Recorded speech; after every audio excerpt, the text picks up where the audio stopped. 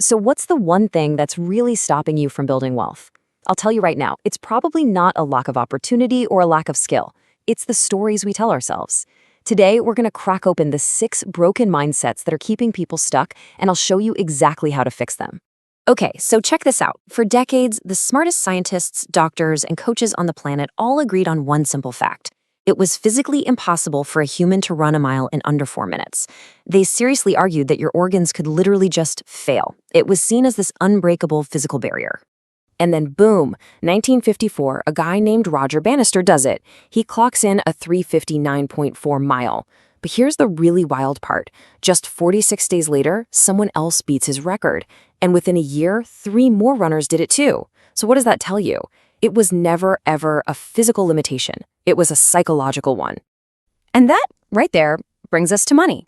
See, most people aren't broke because they aren't capable. They're broke because of their beliefs, the little stories they repeat in their head about wealth and what's possible. Just like that 4-minute mile, your biggest financial barrier, it's probably all in your head. So in this explainer, we're going to break down that money mile, these 6 common mindsets that absolutely sabotage your finances. And I promise you're almost certainly going to see yourself in one of these. The martyr, the speculator, the avoider, the hoarder, the trapped, or the apathetic. By the end, you'll know exactly how to upgrade your thinking. All right, let's start with 2 mindsets that look like complete opposites, but they lead you to the exact same dead end. On one side, you have the martyr, who sacrifices absolutely everything. And on the other, you have the speculator, who commits to absolutely nothing. You hear this? This is what the martyr tells themselves. And it sounds so noble, right? The person working themselves to the bone for a future payoff, all for their family. But here's the truth. A lot of the time, this is just a self-destructive story we tell ourselves because we're afraid to stop. You know, grind culture loves to sell this idea that exhaustion is a badge of honor. But let's be real. As you can see here, suffering doesn't lead to success. It leads to burnout. And burnout isn't just tiring. It is incredibly expensive. It can literally shave years off a high-earning career, costing you hundreds of thousands of dollars. So what's the fix? It's something called this suffering audit. I want you to list every single sacrifice you think you're making. Then, next to each one, be brutally honest and ask, who actually asked for this? You're going to find that most of them are self-imposed. Pick one, just one, and either delegate it, delete it, or just do it differently. Your pain is not the plan. Now let's flip to the other side of the coin, the speculator. This is the person who thinks that just because they're always busy, they're making progress. They're jumping from crypto to NFTs to the next side hustle, totally addicted to the thrill of the new. The problem? They never stick with one thing long enough for it to actually grow and build real wealth.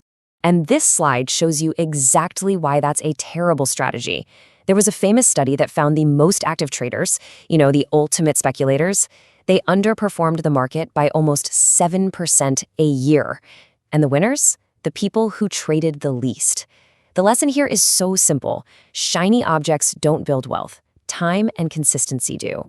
So the antidote for the speculator is simple, the 12-month commitment. Pick one thing, one investment, one business, one idea. Then write down a simple contract with yourself that says you'll stick with it for 1 whole year no matter what. This isn't about trapping yourself. It's about giving one good idea enough room to breathe and actually work. Okay, our next pair of mindsets, the avoider and the hoarder, are both driven by the exact same thing, fear. One is paralyzed by the fear of seeing the truth, and the other is paralyzed by the fear of losing everything they have. I'll deal with it later. Sound familiar? This is the mantra of the avoider. They just can't bring themselves to look at their bank account, to look at that credit card bill. They're living on this hope that if they just ignore the problem long enough, it'll magically disappear. But ignorance isn't bliss. It's really, really expensive. Research on this pattern, which is actually called financial avoidance, shows it's directly linked to having less savings, more high-interest debt, putting off retirement, and, ironically, way more stress in the long run. Trust me, the fear of looking is almost always worse than what you'll actually find. So how do you break this cycle? You start small, incredibly small. It's called the 5-minute truth session. Set a timer, open your accounts, and just look. No judgment, no big, scary plans, just observe. And after those 5 minutes are up, just write down one single sentence about what you might do next. That's it. It's a gentle way to start facing the numbers. Now let's talk about the hoarder. This person might actually have some money saved up, but their mindset is still completely broken. To them, money is just safety, something you pile up and protect at all costs. But a real wealth builder, they see money for what it really is, a tool you're supposed to use, to deploy, to make it grow. The fix for the hoarder is a super simple, low-stakes experiment. Just take $100 and put it to work somewhere it can grow. A book, a course, a simple index fund, whatever. The only rule is you cannot touch it for 90 days. This tiny action starts to retrain your brain to see money not just as a shield, but as a seed. All right, our final pair of mindsets, the trapped employee and the apathetic. Both of these are defined by feeling like you have no control and no passion, and that feeling creates its own kind of prison. The trapped employee absolutely hates their job, but feels like they have no choice but to stay. And listen, this isn't just a bad attitude. It's a real psychological thing called cognitive depletion. When your job just constantly sucks the life out of you, you literally have less mental bandwidth to plan for a better future. You're not lazy, you're depleted. The way out is to build your escape route. Figure out what 6 months of your essential living expenses are, then open a totally separate savings account. Call it your freedom fund, and set up automatic transfers. I'm telling you, the second you have a few months of runway saved up, your entire mindset shifts. You're not trapped anymore. You're there by choice. And finally, we have the apathetic. This is the person who acts like they're too cool to care. They'll make fun of ambitious people and say they're not into all that hustle. But that chill attitude, it's usually a defense mechanism. It's just a way to protect your ego from the fear of what might happen if you actually tried and failed.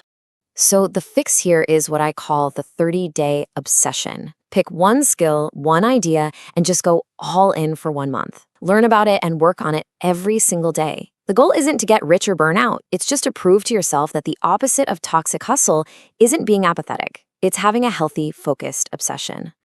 Okay, so we've just walked through 6 completely broken financial mindsets. And if you saw yourself in any of them, that's not a bad thing. That's the first step, because now you can start installing your new wealth operating system. Because here is the most important thing to remember.